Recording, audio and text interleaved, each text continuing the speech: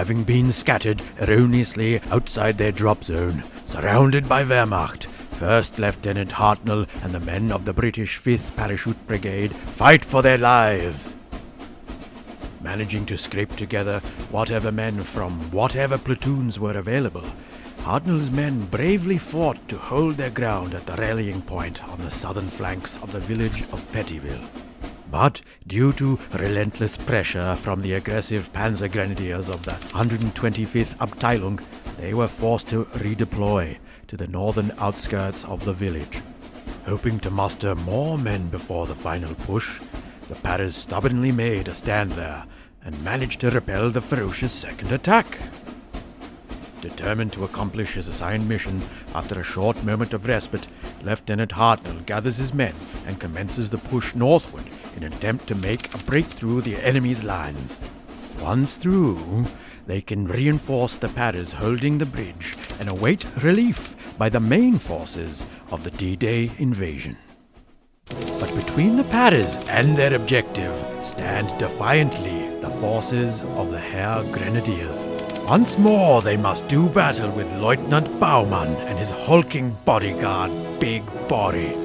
The Germans have guessed at the objective of the Paras, and so fight with a tenacity perhaps equal to that of the British elites. They certainly outgun the British, for in addition to their superbly armed infantry, they are reinforced with armor, Sturmgeschütz 3 Ausführung H. Though lacking a turret, it makes up for this deficiency with pure firepower and a low profile, perfect for laying ambushes.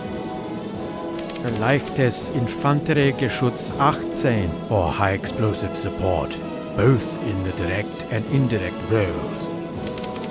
A sniper team to harry the enemy. An MG42 team with tripod for superior suppression. An MG42 team with a bipod for superior mobility. An 8cm Granatwerfer for indirect fire support. Father Schneider for moral support. And last but not least, a medic to pick up the pieces after the battle is done. Ready and raring to get to grips with the Germans, the Paras have a tough fight ahead of them. Making the best of a dire situation, Lieutenant Hartnell and Platoon Sergeant Levine must lead their men to victory or death. And Hartnell's men are prepared to die for king and country if need be.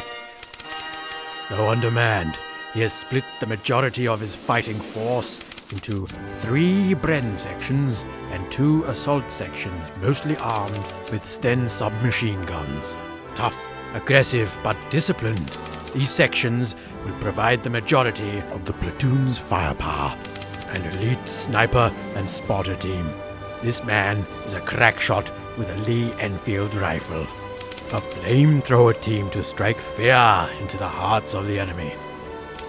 A forward observation officer for calling in the artillery, minus the assistant, for he was slain in the first Battle of Pettyville. A machine gun team wielding the trusty 303 Vickers. A medic to keep the fighting men in fighting form. A Piat team armed with Britain's premium man-portable anti-tank solution. A quick-fire 6-pounder AT gun for long-range anti-tank capability. And finally, a transport for the Piat team. The northernmost reaches of Pettyville. Idyllic vistas marred by the scars of battle, bomb craters, dead livestock, and ruined farmhouses. These alarming scenes are punctuated by the sights of untended hayfields and abandoned tractors. Normandy's ancient bocage is a defender's dream and an attacker's nightmare. The apple orchards of the Calvados region of Normandy are famous for producing the fiery brandy made from their apples, bearing the same name as the region itself. Though unsealed and quite rough, the roads here are serviceable enough.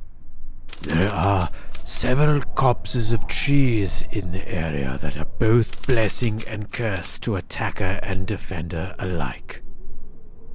Aside from the grenadiers, that tree line is the final obstacle that stands in the way between the objective of the Paras and defeat. Creeping forth away from the Germans' line, the mortar spotter positions himself to get a better view of the enemy, as does their sniper. Seen here. At roughly the same time, the British have the same idea, as their sniper team positions themselves atop the balcony, and the forward observation officer perches himself above the sniper team. This provides them with a commanding view of the battlefield. And though the German sniper is hidden, he is far from invisible, as is the spotter. Before the battle, silence. The grenadiers await the command of their officer for the attack. All the men lie low, attempting to hide themselves from the eyes of the British, concealing their equipment and themselves as best they can. The quiet before the storm. Lieutenant Baumann, however, stays in reserve, ready to rush to where he will be needed, as does the medic, the chaplain, and one of the squads. And their armored support is on its way. And so, well hidden, the grenadiers continue to wait. The trap is set. The guns are loaded. The bayonets are fixed. And resolve is steeled. Before they begin the assault, however, the British call in a preparatory bombardment.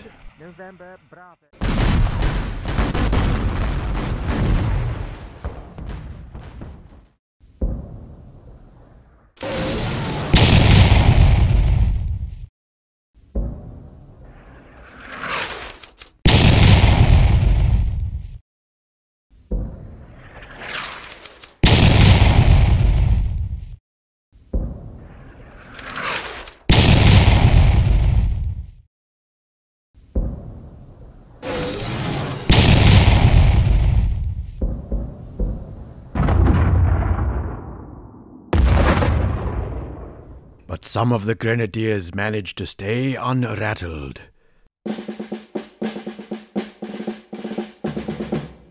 Seizing the initiative, the British sniper spots the German sniper. Carefully, he takes aim and fires.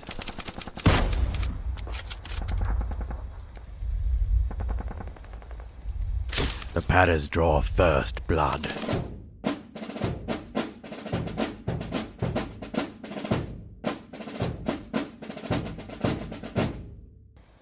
Hearing shots ring out from the ruins, the light howitzer team swiftly react, giving away their position as they bring their gun to bear.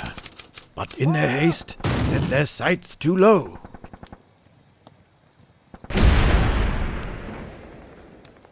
Behind the scenes, the Sturg slowly rolls forward towards the battle. The German mortar spotter shakes his head clear. Bereit! And calls in a strike on the farmhouse.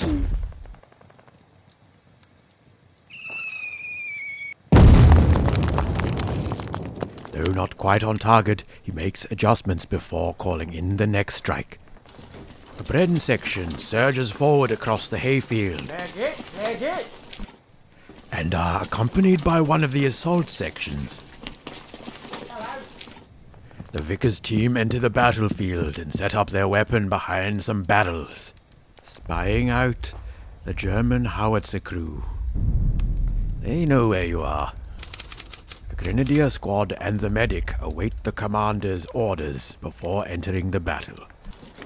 Another of the Bren sections move up, pushing forward to dangerously open ground, but for now they are relatively safe behind cover. The second British assault section sprints forward. They, however, have no cover at all. Risky. The British medic runs forward, bandages and morphine at the ready. The British light mortar team advance forward, and they see the enemy spotter. They project a high-explosive bomb in his direction, but miss. The flamethrower team approaches the Vickers team. Coming up behind you, mate. The chaplain and the German officer and his assistant wait in reserve. The light machine gun team are frazzled somewhat by the preparatory bombardment, but nevertheless get up out of their hidey hole and open fire at the exposed assault section with accurate bursts. Deadly accurate.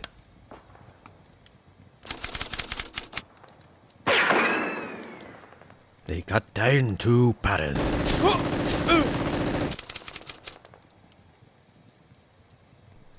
Lieutenant Hartnell appears on the scene to guide his men. Eyes forward, men.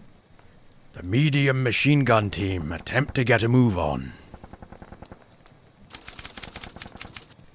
and shake off the shell shock. Aufstehen! They run next to the thicket and, setting up their weapon, will be ready to fire momentarily. The third Bren section struggle through the chicken yard. Bloody chickens! The Bren gunner opens fire at the LMG team. To no avail. Reeling from the bombardment, the westernmost Grenadier squad attempt to mobilize, but are too discombobulated. Vegas! The easternmost Grenadier squad are also too stunned to move. Well down! The British reserves bide their time. The British forward observation officer calls in an artillery strike. If accurate, it may well affect the howitzer team, the machine gun team, and perhaps even the mortar team.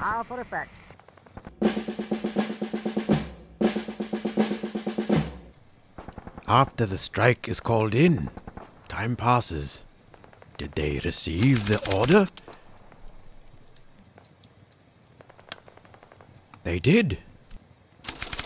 Offshore guns roar their report that yes, indeed, they received his order all right.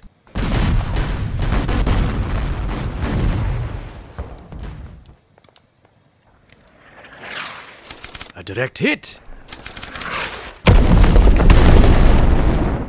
Devastating.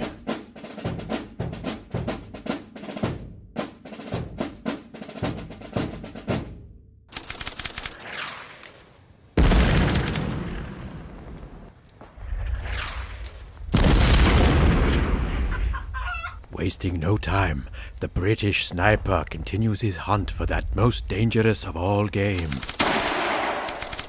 National Socialists.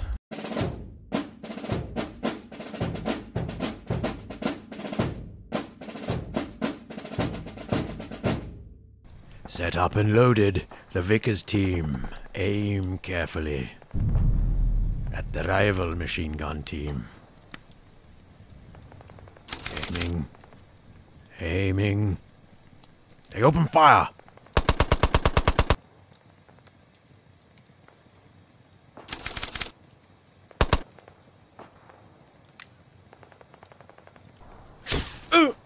And kill one of the gun crew. Torn up by the light machine gun crew's fire, the assault section tries to keep moving forward. We've got to keep moving forward! But expect the worst. Keep your bloody heads down! The flamethrower team presses forward, double time. The coast now clear, the Bren section forges ahead in a hurry. The mortar team follows in their wake. With every exertion, with every step forward, they get closer to their objective. Baumann has decided the time has come for him to make his appearance on the battlefield to lead his men. Vorstoßen! His presence bolsters the morale of his soldiers. Will the static grenadiers obey their orders? They do. Los! They sprint forward, seeking scant cover behind the little fence. Though the padders run onward, a murderous look in their eyes. The Bren section continues their way through the chicken yard, finally clearing it. Up and over, lad. Spotting the enemy MMG team, they promptly give them fire. Rapid fire. Under the lieutenant's supervision, the padders move as a united front.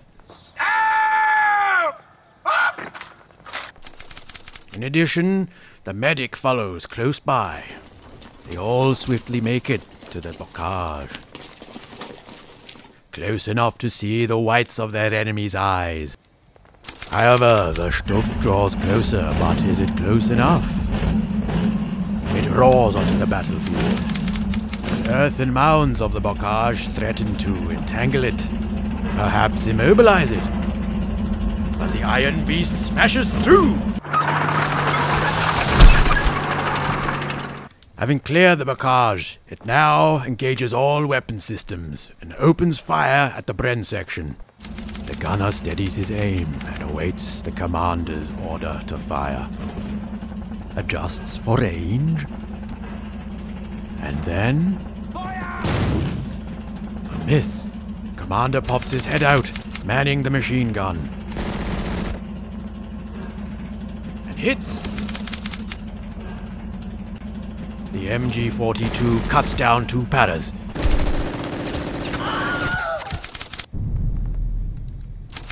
The German medic prepares to enter the battle, and does so, moving close to be of aid to the men. The howitzer team, lurking in the shadows, prepares to fire. Die Waffen liegt an. They load another round into their weapon. Aiming over open sights, they take a shot at the sniper team in the ruins. They need only aim at the building in which the sniper team is situated. Fire! The fragmentation of the shell and concussive force will do the rest.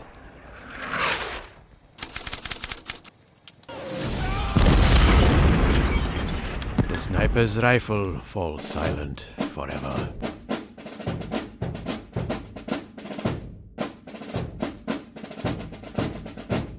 The AT gun crew push their cumbersome weapon This thing's bleeding heavy. Shut your noise and keep pushing. and manage to push the great weapon to a position where it can threaten the enemy armored fighting vehicle. Once its line of fire is clear of friendlies, of course. The forward observation officer moves deeper into the ruin for protection. Father Schneider readies his Bible Gesundheit. and book of hymns, and runs over to the wounded, preparing to read them their last rites. The medium machine gun team steady their nerves Lass uns kämpfen! and are ready to re-enter combat. The westernmost grenadier squad attempt to gather their wits about them, and do. Ja!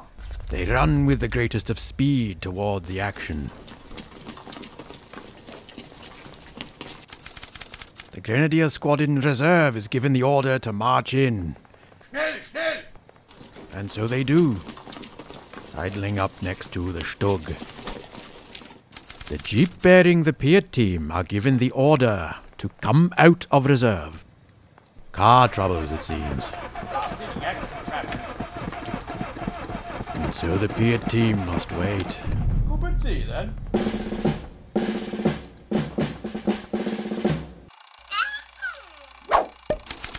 Oi! Lieutenant Hartnell coordinates his men and guides them to their targets, You man! Snap to action! and the medic prepares for the aftermath of combat. He leads by example as he and Levine step up to the edge of the bocage. Fire! He opens fire. Go behind cover. They still claim one German life. The Bren section receive their order and obey. Forward!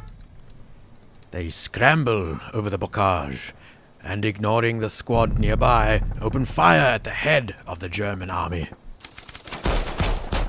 He ducks. The light mortar team reposition to clear the line of fire for the AT gun. And then, from behind cover, they launch a bomb at the weakened Grenadier squad. But miss. The medic is ordered to stand by. The Stug keeps rolling forward. The machine gun is trained at the mortar team, while the main gun is aimed at the anti-tank crew. The small team escape unscathed. But the anti-tank crew are not so lucky. Incoming!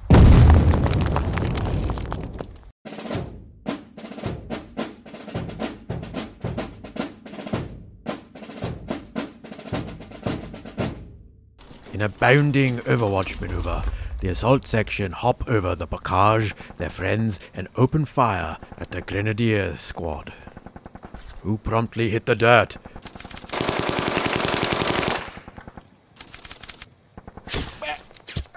Sanitäter! Danke! The British medic scrambles over the bocage and joins his friends. The howitzer crew, seeing the flamethrower team come closer, uncomfortably so, decide to ward him off with some high explosives. No dice. The Vickers team continue to fire upon the MG42 team.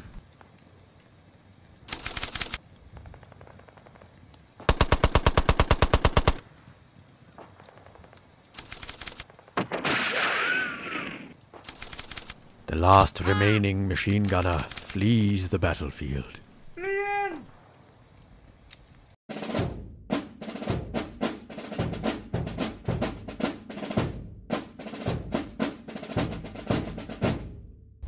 The Grenadier squad reposition into the woods. With their quarry now in sight, the Grenadiers open fire on the mortar team. Feuer!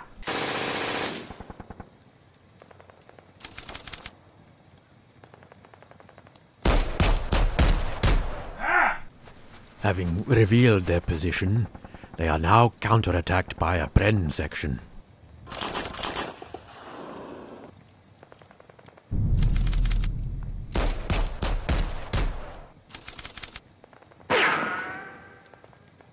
But escape any real harm.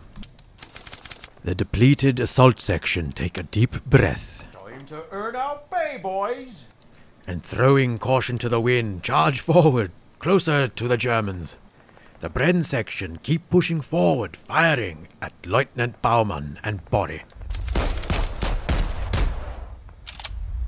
But the Germans escape death once again. The forward observation officer hunkers down.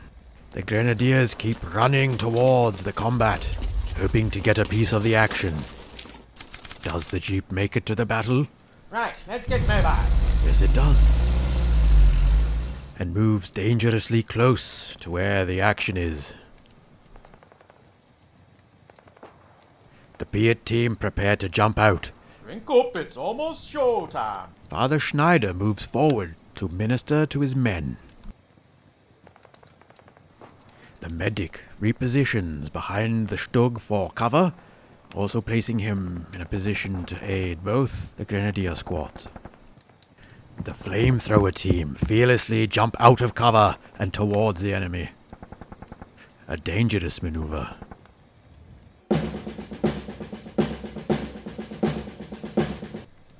But their timing was right as they catch the Grenadiers flat-footed. Burn the lot of them! They suddenly appear among the trees, fire belching from the Akpak.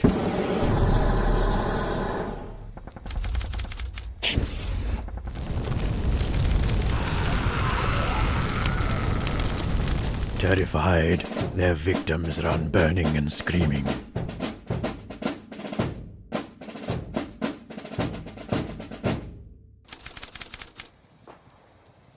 Let's find some more cherries, eh? Meanwhile, on the other side of the battlefield, the Stug takes aim with its main gun at the jeep and its machine gun at the depleted section. The jeep is obscured by the bocage, hard to see. In the nick of time, the padders drop to the ground Down! and are spared. Well, Lieutenant Hartnell continues coordinating his men, on my word! including one of the assault sections and one of the Bren sections. He bounds over the bocage and keeps firing at his rival, Lieutenant Baumann, who seeks cover and is unharmed. Next to act are the assault section, who promptly charge at the now slightly depleted Grenadier squad. Combat is joined. Smash their heads in!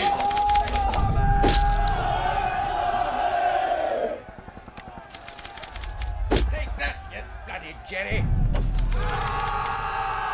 The Grenadiers fight back. Both parties fight with equal ferocity and spirit, I mean, arsehole! and take equal casualties. The battle continues.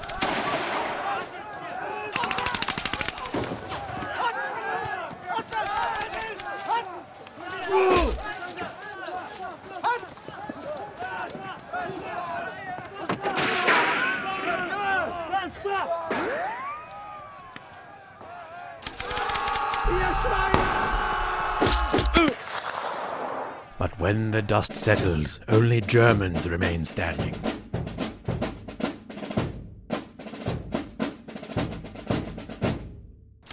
Victorious in their melee, the Germans consolidate and seek shelter behind the fence. For the Fuhrer! The Bren section are ordered, now that the coast is clear, to keep running toward their objective. Enraged, the Grenadier squad turn to face the flamethrower team. Befehl mir!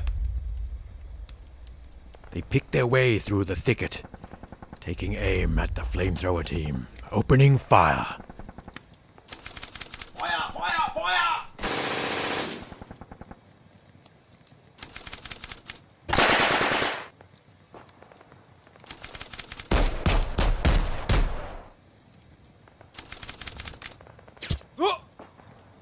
The flamethrower team pay dearly for their audacity. Well, I'll be off then.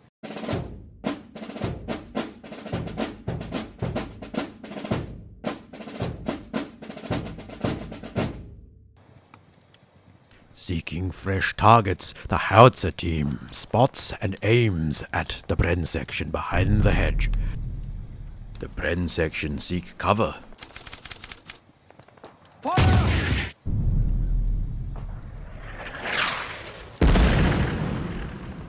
The ragged remnant of the Grenadier squad attempt to open fire at the padders. Hey Tommy! We will kill you all! Feuer!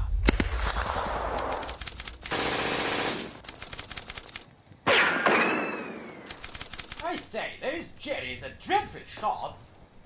Father Schneider rushes over to aid his men and puts himself comfortably out of harm's way. Their task clear, the Beard team leap out of the jeep and snap off a bomb at the Stug. But will they hit? No. The Vickers team redeploys behind the hedge in order to see the Grenadiers. The medic moves towards the wounded men in an attempt to finish off the tattered Grenadier squad. The mortar team launch a bomb and hit their target. But the grenadiers are trained well, and one of the enlisted men takes up the role of NCO. Ich übernehme die Verantwortung.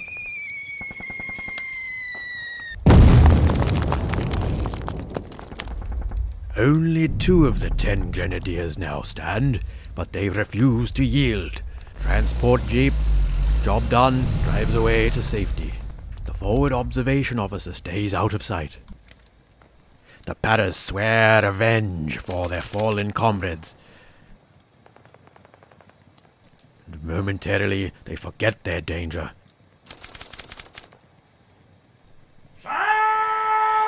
Catching the German officer out in the open, the Paras swoop in and strike first. But Baumann and Body repel the attackers with their SMGs.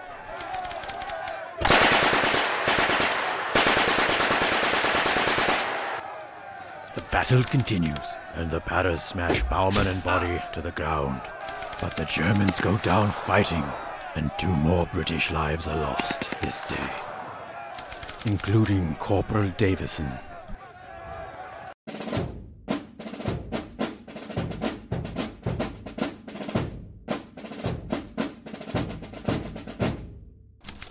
With the enemy leader out of action, the Paras press on.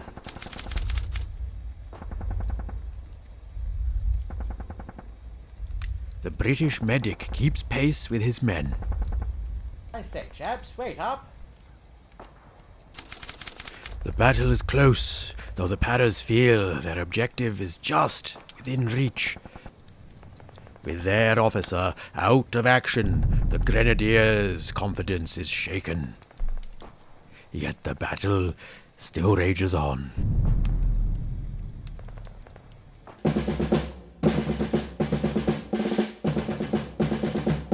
With no enemies to hinder them, one of the Bren sections makes a dash off the battlefield and toward their objective.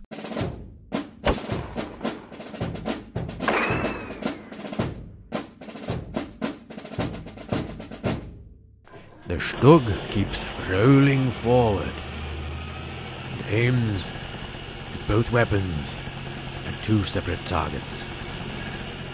The assault section keep their heads down. Keep your heads down. The big gun has troubles aiming so low at such a small target. Fire!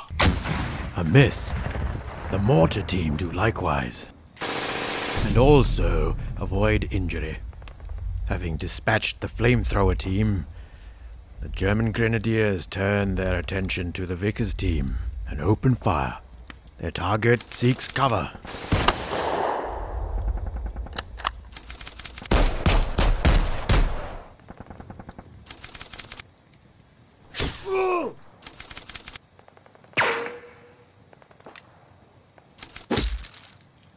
The howitzer team shoot at one of the Bren sections who go to ground and are safe. Another Bren section makes it to freedom.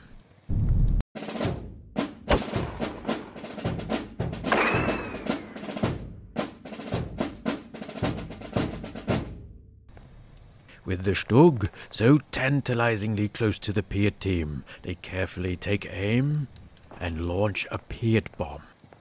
The weapon misfires. Made in Birmingham. Lieutenant Hartnell rushes forward to join his men. And he makes it to the enemy's deployment zone. The medic runs forward and joins the men who cleared the battlefield. The jeep drives further from danger.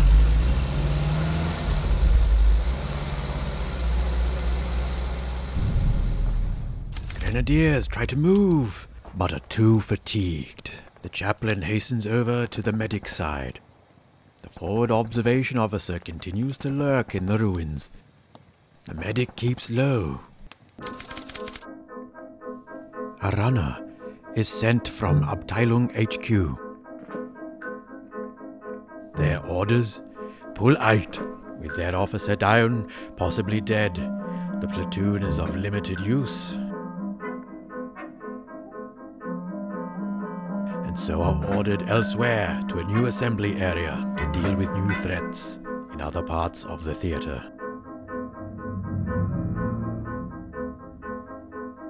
As for the British, it is a resounding victory.